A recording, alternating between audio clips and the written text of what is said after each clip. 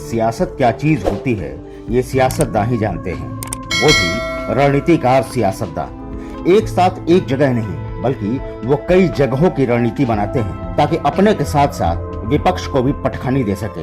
वो कैसे, तो इस स्टोरी को अंत तक देखिए। उत्तराखंड में विधानसभा चुनाव के अब ज्यादा वक्त नहीं बचे हैं। देवभूमि में बीजेपी के कमबैक की संभावना काफी कम दिख रही है, जिसके बाद आला कमान एक्शन में आ गई है। करीब 4 महीने पहले मुख्यमंत्री त्रिवेंद्र सिंह रावत को बदलकर देवभूमि के लोगों को संदेश देने की कोशिश की गई कि बीजेपी के लिए जनता से बढ़कर कुछ भी नहीं है और जो जनता की बात को शिद्दत के साथ सुनेगा वही सीएम बनेगा।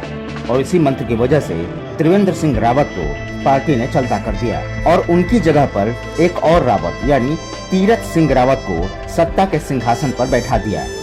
पार्टी को लगता था कि शायद तीरथ सिंह रावत जनता को समझाने में कामयाब होंगे, लेकिन पार्टी आलाकमान को शायद ऐसा दिख नहीं रहा है, क्योंकि कोरोना की दूसरी लहर के दौरान पहाड़ के लोगों को काफी परेशानियों का सामना करना पड़ा।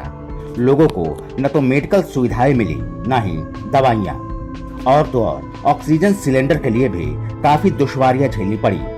यानी गांव-गांव में सरकार से नाराजगी देखी गई।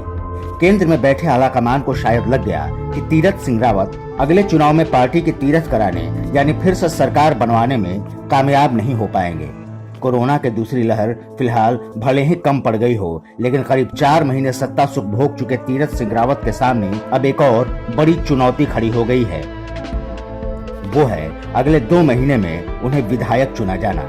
नियम के मुताबिक 6 महीने के अंदर विधायक चुनने जाने पर ही कोई आगे मुख्यमंत्री बना रह सकता है, लेकिन कोरोना की वजह से उपचुनाव शायद ही हो सके। यानी अगर चुनाव नहीं होगा तो तीरथ सिंह रावत विधायक नहीं बनेंगे, और अगर विधायक नहीं बनेंगे तो संवैधानिक संकट खड़ा हो जाएगा।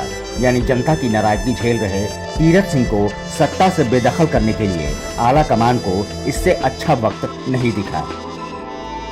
तीरथ का यह संकट बीजेपी एक मौके के रूप में देख रही है।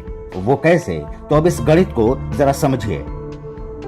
पूरी ताकत लगाने के बाद भी बीजेपी पश्चिम बंगाल में हार गई और दीदी एक बार फिर से मुख्यमंत्री बन गई। दीदी भले ही सत्ता में लौट आई हो, लेकिन विधानसभा परिणाम ने उन्हें बड़ा दर्द दे दिया।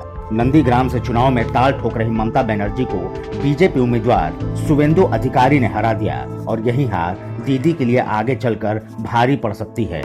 दीदी भले ही फिर से मुख्यमंत्री बन गई हो, लेकिन नियम के मुताबिक 6 महीने के अंदर उन्हें विधायक चुना जाना जरूरी है।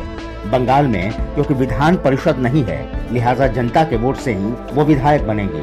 4 मई को तीसरी बार मुख्यमंत्री पद की शपथ लेने वाली दीदी को अनुच्छेद 164 के तहत 4 नवंबर 2021 तक विधानसभा का सदस्य बनना जरूरी है। ये संवैधानिक बाध्यता है। हालांकि दीदी के लिए भवानीपुर विधानसभा सीट खाली कर दी गई है, लेकिन ममता विधानसभा के सदस्य तभी बन पाएंगे जब यहाँ पर तय समय के अंदर चुनाव हो सके।